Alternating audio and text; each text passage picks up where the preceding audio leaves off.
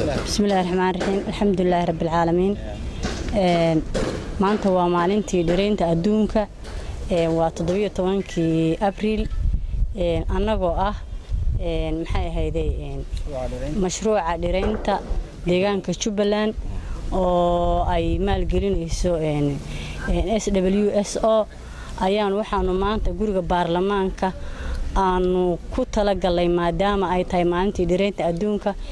in aan ku beerno dhir noocyadooda kala duwan ah taasoo aanu ka qayb qaadanayno maadaama aan nahay Jubbaland in maalinta dhireynta ay ka qabsoonto magaalada Kismaayo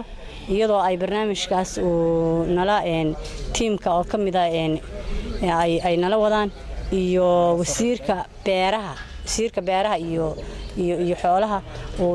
isla nagala qayb qaadanayo oo aasaas u ah barnaamijkan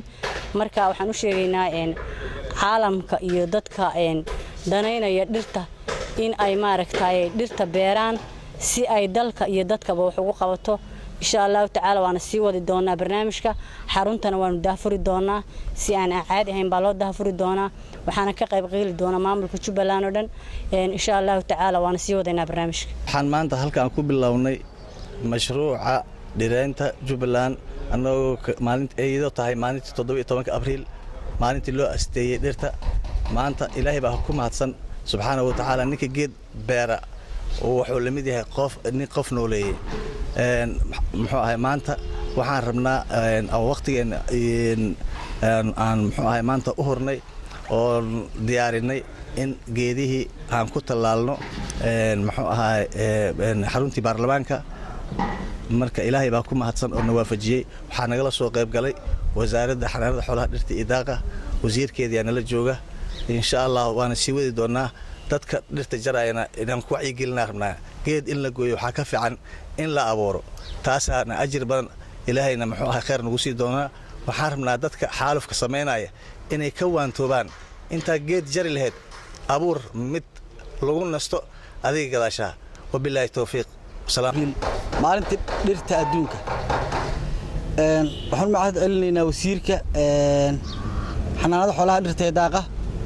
oo maanta nagala qayb galay maalinta dhireynta adduunka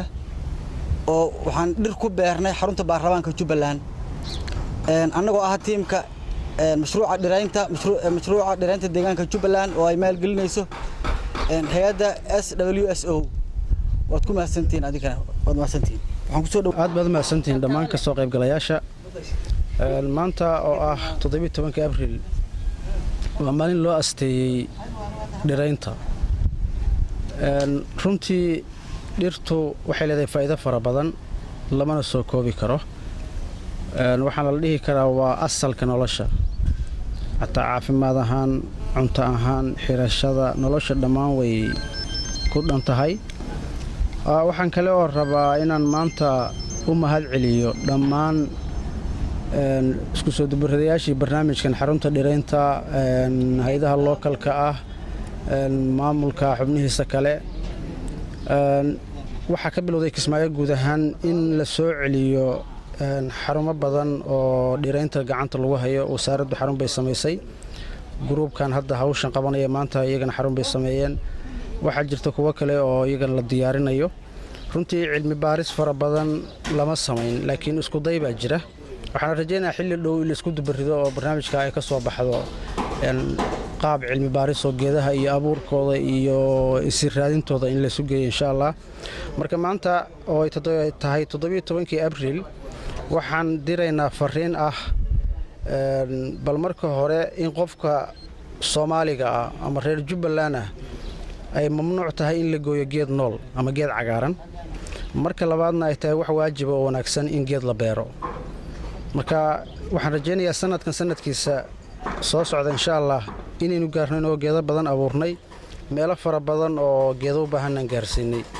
waxaan kaloo rabaa inaan dadka